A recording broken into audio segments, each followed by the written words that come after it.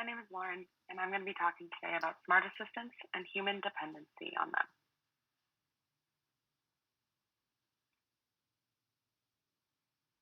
To start with a brief history.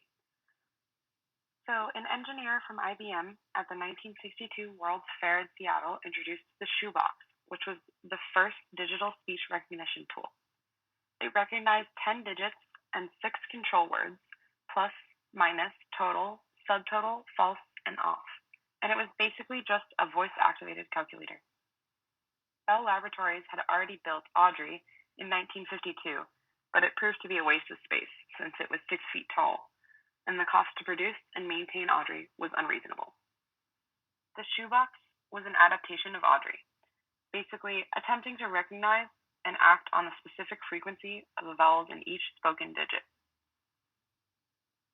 In 1971, the Defense Advanced Research Projects Agency, DARPA, provided funding for a 5-year speech recognition project at Carnegie Mellon University.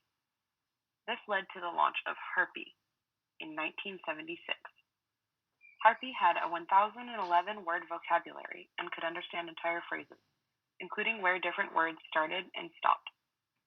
Harpy processed speech that followed pre-programmed vocabulary, pronunciation, and grammar structures. Like the voice assistants available now, Harpy returned an "I'm not sure what you said, please repeat" message if it couldn't understand a speaker.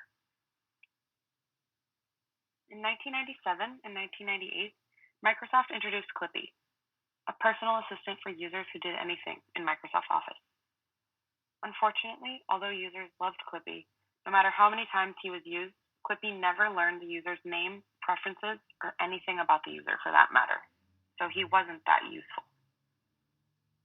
If you fast forward through a few technologies, like the Tandora in 1986, which was just a bigger version of IBM's shoebox, or Dragon's 1997 naturally speaking software, which would recognize and transcribe natural human speech, we finally get to present-day smart assistant technologies.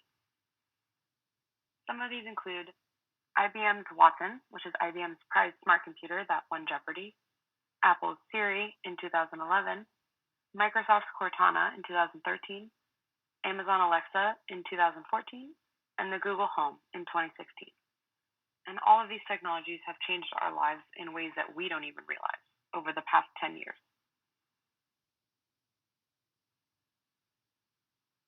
I think it's easy to see that most of the growth in these smart assistant technologies has happened in the last 8 or so years with the creation of Siri.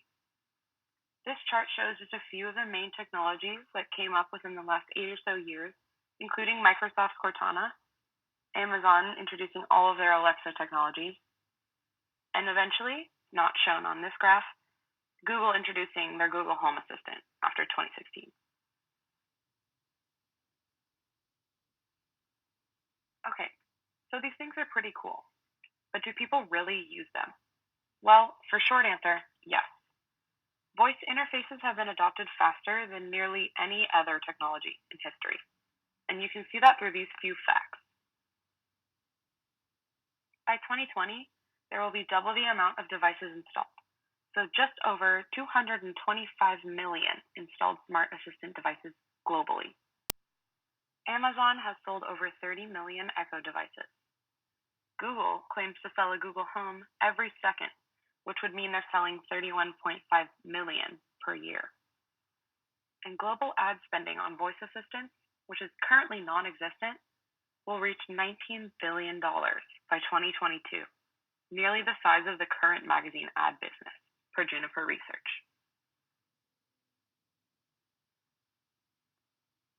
So I'm going to delve into Amazon's Alexa and the Google Home specifically, starting with Amazon Alexa. Amazon's smart assistant, Alexa, was released in November 2014, so only a little over 4 years ago. But there are now over 50 devices that are powered by Alexa, including a microwave or even a smoke detector. The list goes on and on. Alexa has a variety of features, including simple tasks such as math, setting reminders, or asking about the weather, home automation. Users can control devices around their house using Alexa. So anything from turning on a television to turning on all of the lights or turning on the lights when you arrive home based on your location, to locking or unlocking doors, adjusting the thermostat, or even closing your Alexa-powered garage door. Users can also order with Alexa. So with Alexa, a user can order anything their heart desires directly through their Amazon account. They are then able to track any packages with Alexa as well. A user can order an Uber or a Lyft using Alexa. And if a user asks Alexa, "What are your deals?" she will recite Amazon deals of the day for you, which can save time, or I guess make things more exciting for you.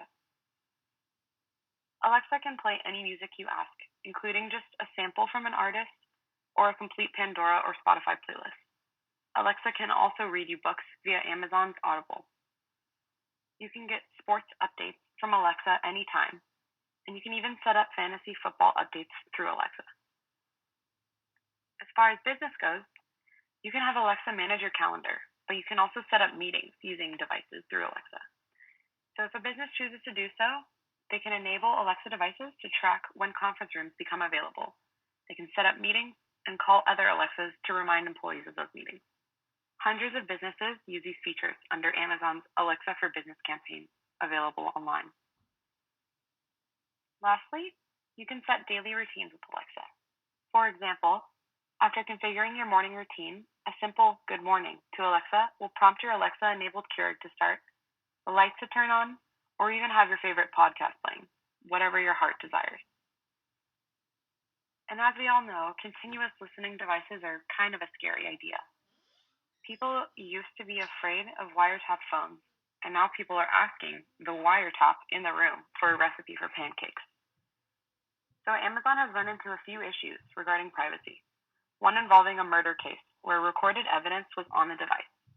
Another recent incident where a German man received 1,700 audio files from a complete stranger's Alexa device. And Amazon issued him a free Prime account and a free brand new Alexa device for his trouble.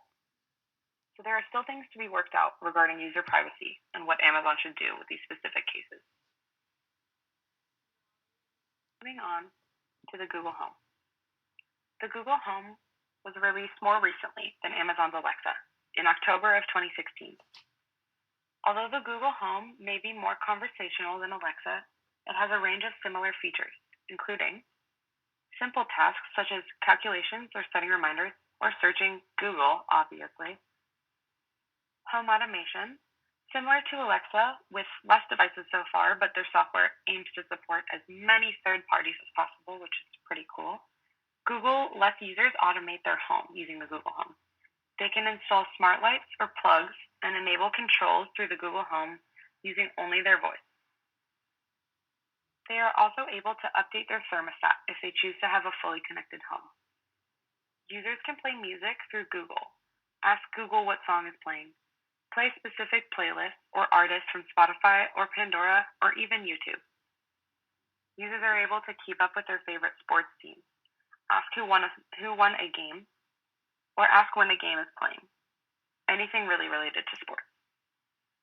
Another cool feature of the Google Home is its ability to find and recite recipes for users. The Google Home will go step by step through a recipe for a user. The user can also back up steps if they missed any, or ask to repeat ingredients or the quantity of ingredients required. Basically, it makes cooking without having to keep checking your cookbook or recipe possible. And again, similar to Alexa, users can set daily routines, like having the Google Home wake a user up how they desire, or greet a user as they come home from work or school. And because the Google Home is a newer project, there are a handful of devices powered by it, but not nearly as many as Amazon's Alexa. But time should tell.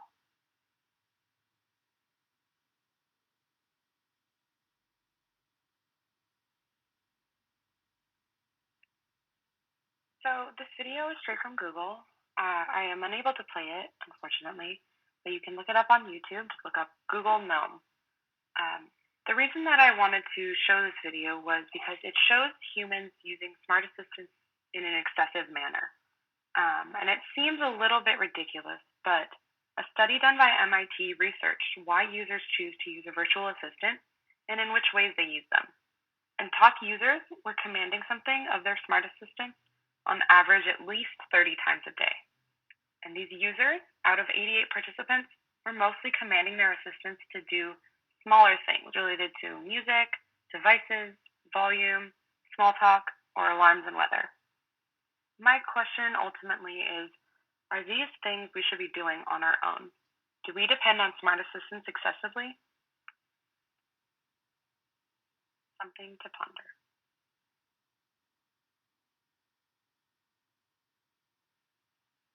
Thank you.